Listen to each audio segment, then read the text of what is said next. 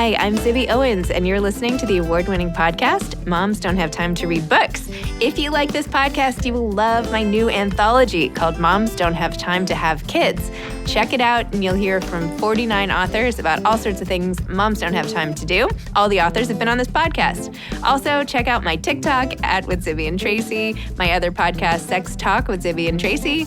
Check out Moms Don't Have Time to Write on Medium. And of course, my new publishing company called Zibby Books. And now back to our daily author interview site and a quick hello from some of my kids. Hi. Hi. Hello. Enjoy the show. Pamela Paul is the author of 100 Things We've Lost to the Internet. She's also the editor of the New York Times Book Review and oversees all books coverage at the New York Times, which she joined in 2011 as the children's books editor. She's also the host of the weekly book review podcast for The Times. She is the author and editor of 6 books: How to Raise a Reader with Maria Russo, My Life with Bob, Flawed Heroine Keeps Book of Books, Plot Ensues, The Starter Marriage and the Future of Matrimony, Pornified, Parenting Inc., and By the Book, Writers on Literature and the Literary Life. Her work has appeared in the New York Times, the New York Times Magazine, the Washington Post, the Atlantic, and Vogue. She is a former contributor to Time and former correspondent for The Economist and has been a columnist for the style section of the Times, Worth Magazine, and The Economist. Rectangle Time, a picture book for children, was published in February 2021 by Philomel Penguin Books for Young Readers. Her next book for adults is 100 Things We've Lost to the Internet, which came out in fall of 2021 and which we just discussed in this episode. So please enjoy. Welcome, Pamela. Thanks so much for coming on Moms Don't Have Time to Read Books to discuss 100 Things We've Lost to the Internet.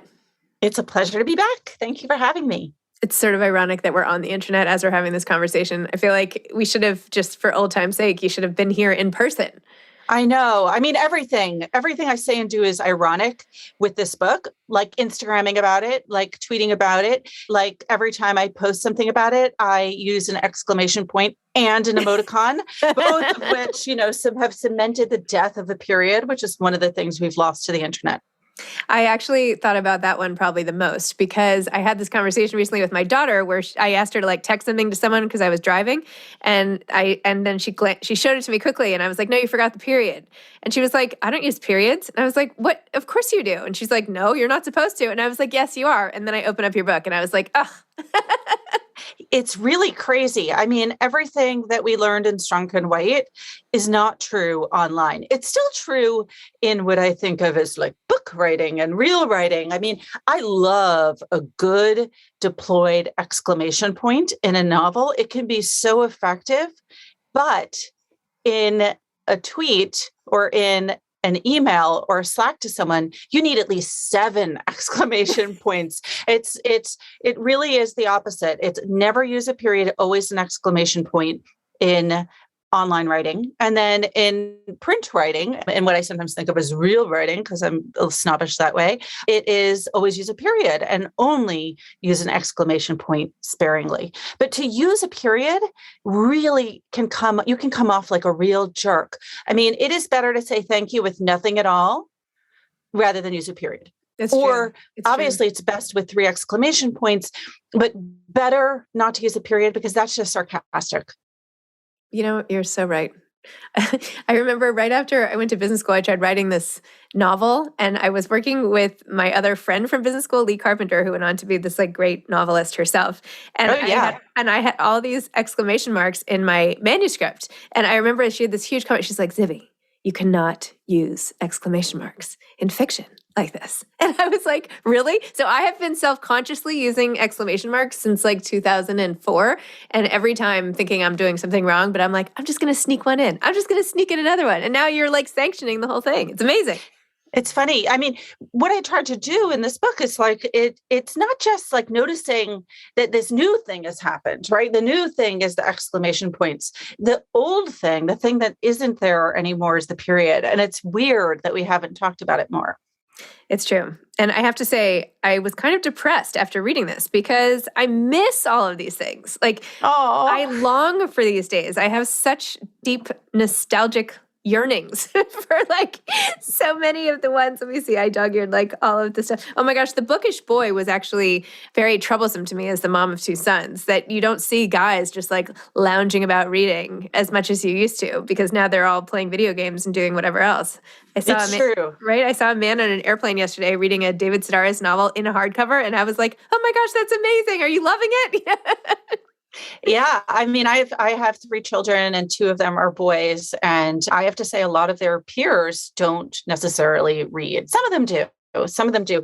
But what's kind of terrible is that the culture really does discourage boys from reading. But the point in the book that I make is so many of the things that drew boys to books, the internet does, and the internet is very seductive, as we all know. Like, underscoring all of this is that we are all complicit. We are all willing participants in the internet, including me. It's not all negative, and it's more complicated than that. I hope I didn't depress you too much. Some of the things, some of the things are good that they're gone, yes, right? Yes. No, that is absolutely true. And I didn't mean to say it just like that way. I mean, there are something, I'm glad I can remember people's birthdays now. I never used to be able to do that, things like that. School item. Some of these medical forms, huge lifesaver. I wasted so much time filling those out, even just like 10 years ago, by the way. So yes. I mean, it's interesting. We are so focused, I think, as a culture, and especially in the media and online, to constantly look forward. And we're still, sort of tearing our hair out over it and wondering, like, what is going on? Right now, for example, the headlines are all about Facebook and Instagram and sort of what the company has known and not known and what has been manipulated. But again, we're looking at constantly moving forward. And what I wanted to do is say, wait a minute, let's just pause for a moment and think about where we were. And part of that exercise, I think, is to make us all stop and think, wait a minute, we actually do have a choice with a lot of this. We do have a choice. It's interesting to me that with the internet, which is really a product, a service, and everything that we use on it are products and services. With technology, we're sort of always told to upgrade, to adopt, to download that app. And that if we don't, we're sort of ignoring the future, we're a Luddite, we're somehow, holding on to the past. And yet, those are just marketing messages, right? We get marketing messages about sweaters, about face cream, about toys for our kids. And a good, number of times, a good amount of the time, we say to ourselves, oh, that's nonsense. Like, I don't actually need that sweater. That face cream doesn't actually do anything. This toy, my kid is going to hate and it's going to break in 5 minutes. We listen to those marketing messages and we take it with a grain of salt. We're skeptical consumers. But strangely, with technology, we're not. It's almost like we kind of have bought into all of those messages. But the truth is, we don't have to do any of these internet-y things if we don't want to, just like we don't have to buy, a new pair of jeans if we don't want to. I mean, I kind of need to, because none of my jeans fit, but that's okay. Yes. Well, that is the pandemic and what it has done to us. I loved your section 2 on benign neglect, because I really thought that was my mother's expression. I didn't know it was so widespread as to make it into your book. She was always criticizing my parent, not criticizing, sorry, Mom, if you're listening, but she was always suggesting that I hovered too much and that benign neglect was the way to parent. And I guess you would agree with that? I don't know. Yeah, I agree with a lot of it. I mean, it's interesting to me that, and I have to say, I think that, one of the things I love most about the book is something I had really very little to do with, and that is the illustrations, which are by this amazing illustrator, Nishant Chokshi. And I think that this one is one of the ones that has this amazing, funny illustration. And so does another parenting one, which is A Parent's Undivided Attention, which has this little child about to fall off a cliff while the mom is taking a selfie. And sadly, so true. Well, almost. Hopefully no one has died or will. But yeah, I mean, I think that a lot of the ways in which we use the internet and the ways that we allow our children to use the internet is really, and again, I'm as guilty as anyone. It's about us. It's about the parents as much as it is about kids. So one of the main reasons, for example, that people say, oh, I finally got my kid a phone is because their child is commuting to school. And they say, I want my child to be able to get in touch with me. I want to be able to reach my child. So when you think about that, really, that's about control for the parent.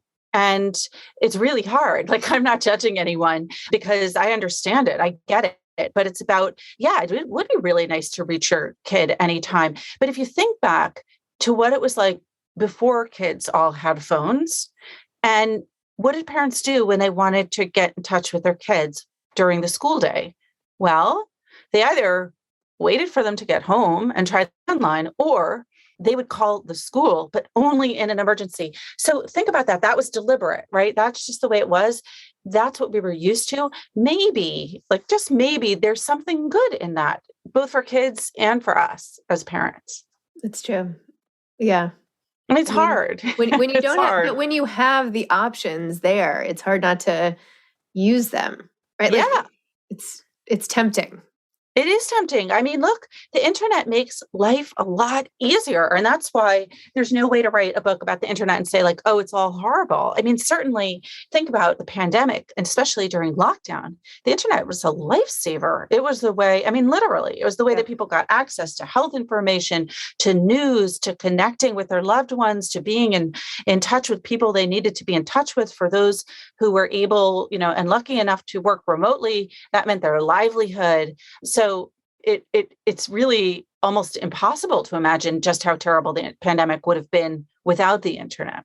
I know. I kept every day I was like holding my breath that the Wi-Fi was going to just completely conk out. I was like, today's going to be the day, and that's it. And I'll be disconnected. It'll just be the kids and us and everything. Terrifying.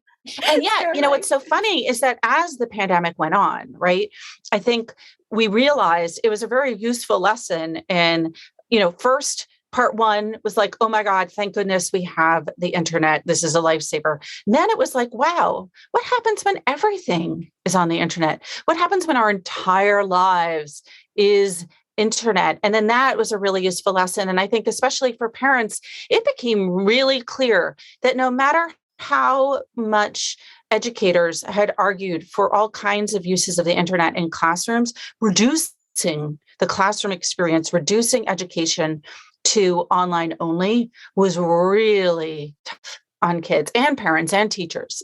You definitely lost a lot when you don't have a real live teacher coming into a classroom with all of that energy and having her eyes on everyone in the classroom and being able to bring in kids to circle time who didn't want to be lured in, and knowing what's happening in the back row and seeing the way kids are ignoring one another or connecting with one another. And then for the kids, like for kids, imagine if, for nursery schoolers, for kindergartners, not to have those social connections. And then for high schoolers and middle schoolers, not to be able to catch someone's eye. Like, how do you start a friendship? How do you talk to someone?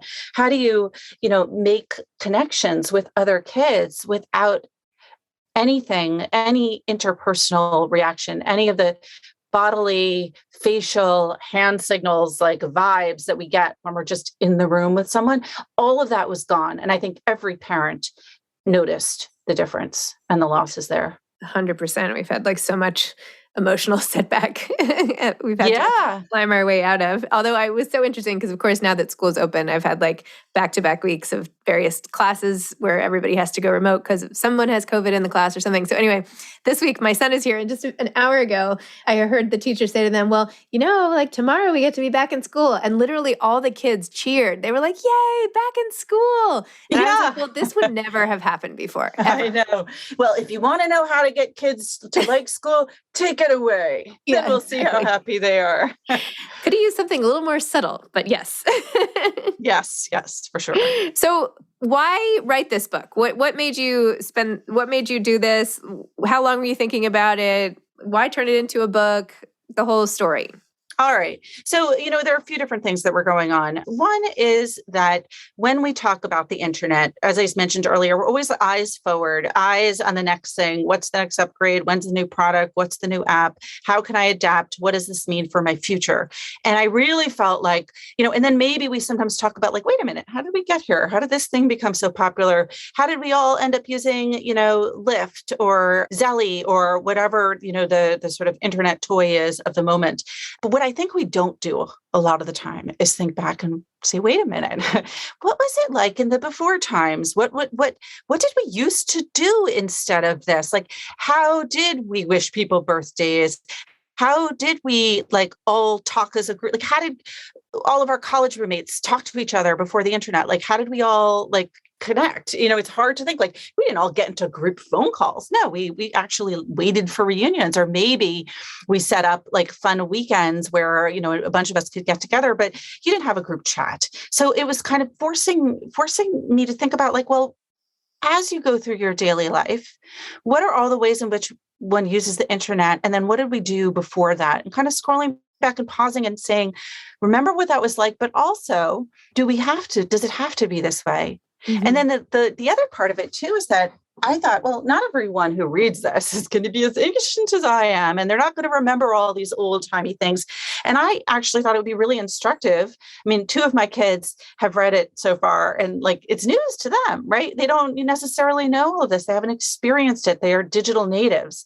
I'll give you one example of a technology thing that happened with one of my kids. And this is not an internet thing, but I found it really instructive. So like most people, when you get a car, you have like 3 sets of keys or something. And there's that one key that's like the key of desperation that does not have the remote on it. It's just a key, right? Yes, and yes. so I couldn't find the other keys one day, and I took like that key out, and I guess I hadn't taken it. I went outside with my 16-year-old daughter to go into the car, get into the car, and I opened the door with the key. And she was like, "Oh my God, you can open a car with a key?"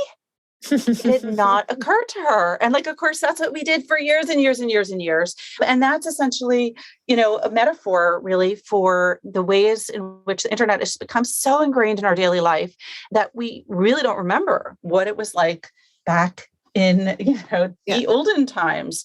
Yeah. I mean, and then the immediate impetus for this book too, was that I wrote a piece for the op-ed section of the Times. It was an op-ed called "Let Children Be Bored Again." And actually my working title was "The Lost Art of Boredom," because I really missed, that those moments of boredom. I was trying to cultivate them in my life because like most people, I have my most productive ideas, thoughts when I'm in the shower. It's really annoying because you're like, oh, I got to rinse out my conditioner so I can go and like write this down before I forget it. But there's a reason why we have those creative thoughts in the shower. It's because we got nothing else to do. We're pretty bored with washing. We know how to wash our body and our hair. So your mind wanders and does other things. And now we don't really allow for those moments of our minds wandering because we have the internet. And I grew up sort of constantly languishing in the backseat of the car. And if I wasn't getting along with my brothers at that moment, and we weren't playing some kind of, game like car bingo or whatever, I was subjected to my parents' horrible music coming from the front. And I just stared out the window and my brain went where it went. And it struck me as a parent that now, there's no chance of that happening to my kids. There's so many podcasts we could listen to, and we don't even all have to listen to the same thing, right? Once they have their own devices, everyone can be listening or doing their own thing. One person can be playing Fortnite, another person can be listening to a music podcast, the third person could be listening to an audiobook. Like everyone is constantly entertained. And I thought, what do we lose? What do we lose with all those gains? They are gains. What is it that we miss out on?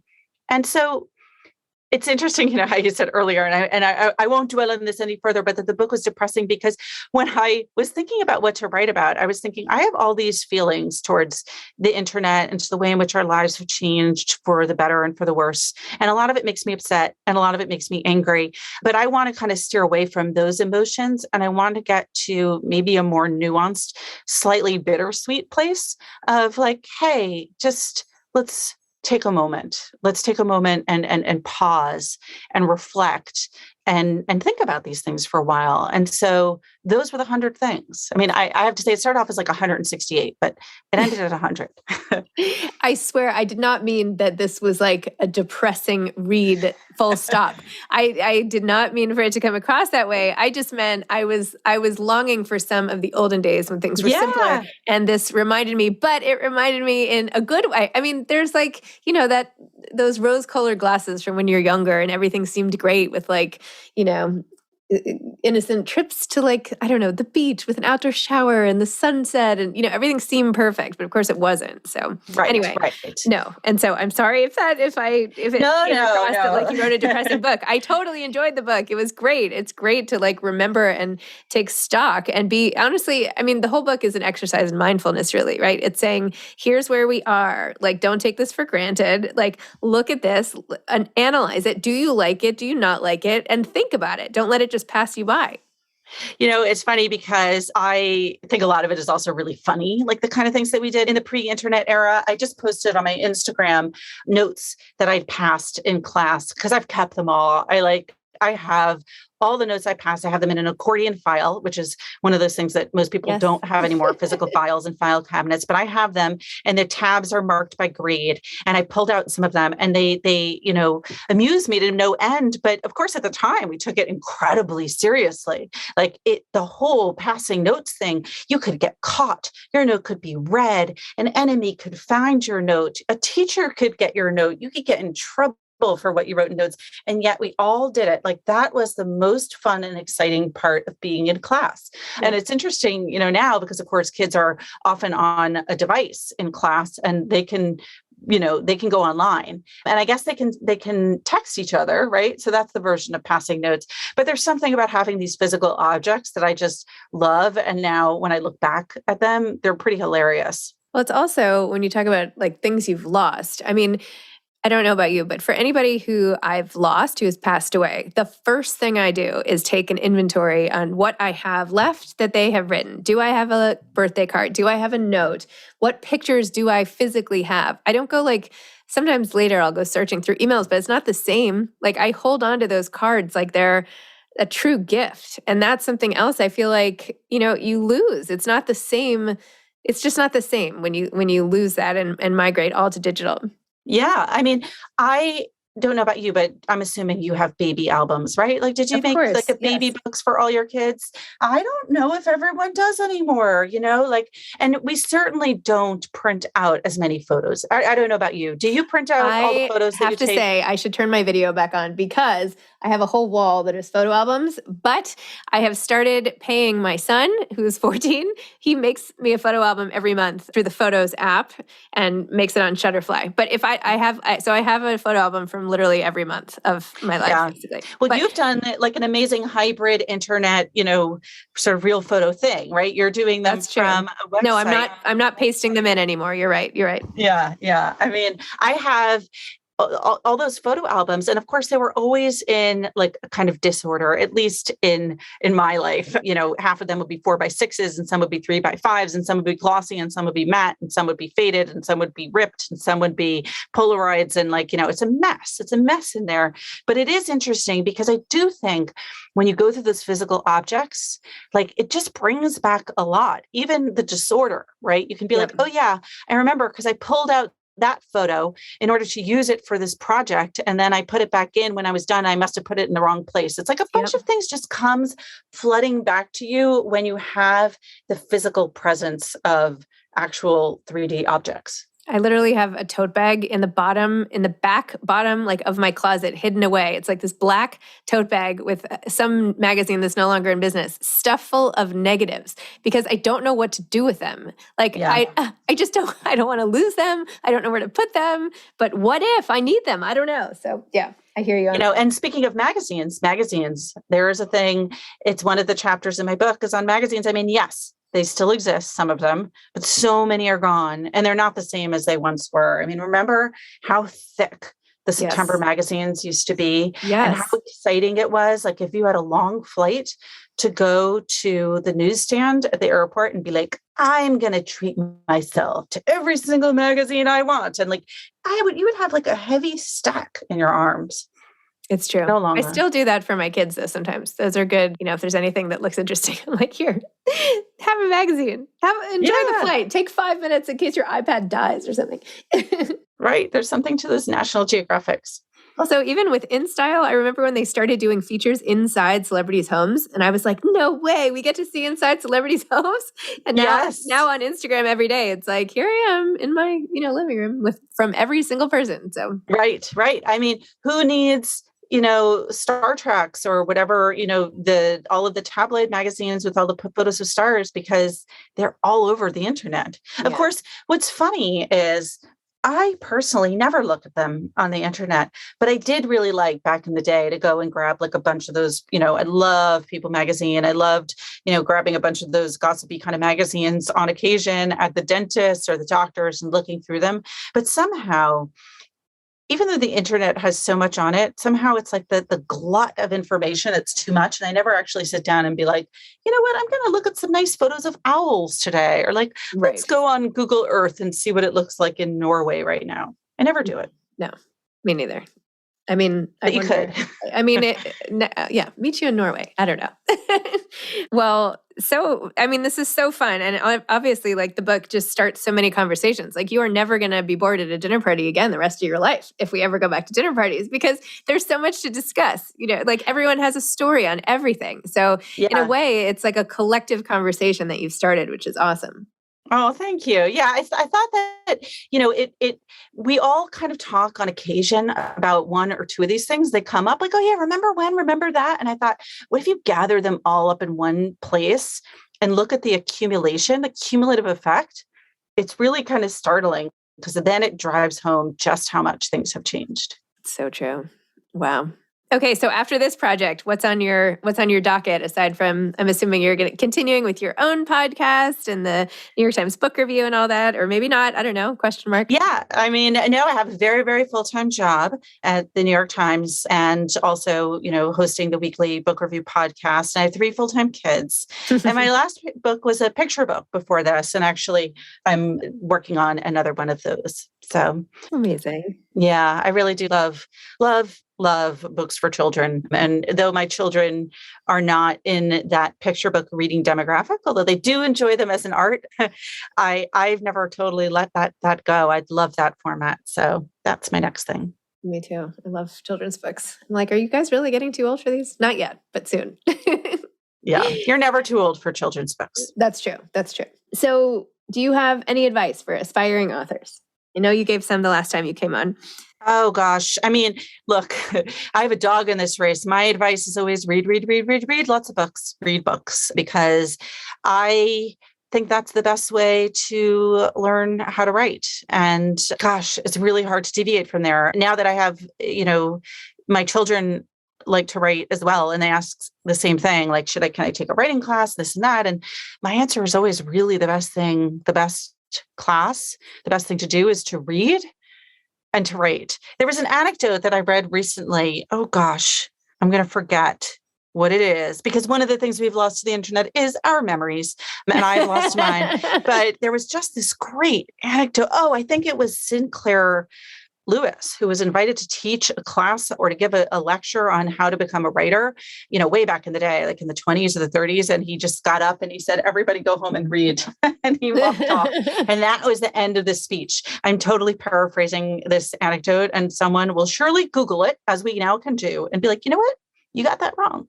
It wasn't Sinclair Lewis, wasn't in the 20s and 30s. And what he actually said was X. But yeah, that's one of the things the internet has brought us, I guess. Amazing. All right. Well, Pamela, thank you. Congratulations on Pub Day. I should have started off by saying, so sorry that I'm doing this all in reverse. But anyway, congratulations on 100 things we've lost to the internet. And at least one thing we've gained is the ability for us to have this conversation right now. So there you go. There you go. And next time, I hope in real life, Zibby. Yes, me too. All right. Thank you so much. Take care. Have a great day. You too. Bye. Thanks for listening to this episode of Moms Don't Have Time to Read Books. Don't forget to follow me on Instagram at Zibby Owens and at Moms Don't Have Time to Read Books. Also sign up for my newsletter at zibbyowens.com and sign up for my virtual book club and meet lots of authors on Zoom every other week. Thanks so much to Steve and Ryan at Texture Sound for the sound editing. And thank you to Morning Moon Productions for providing this fantastic intro and outro music.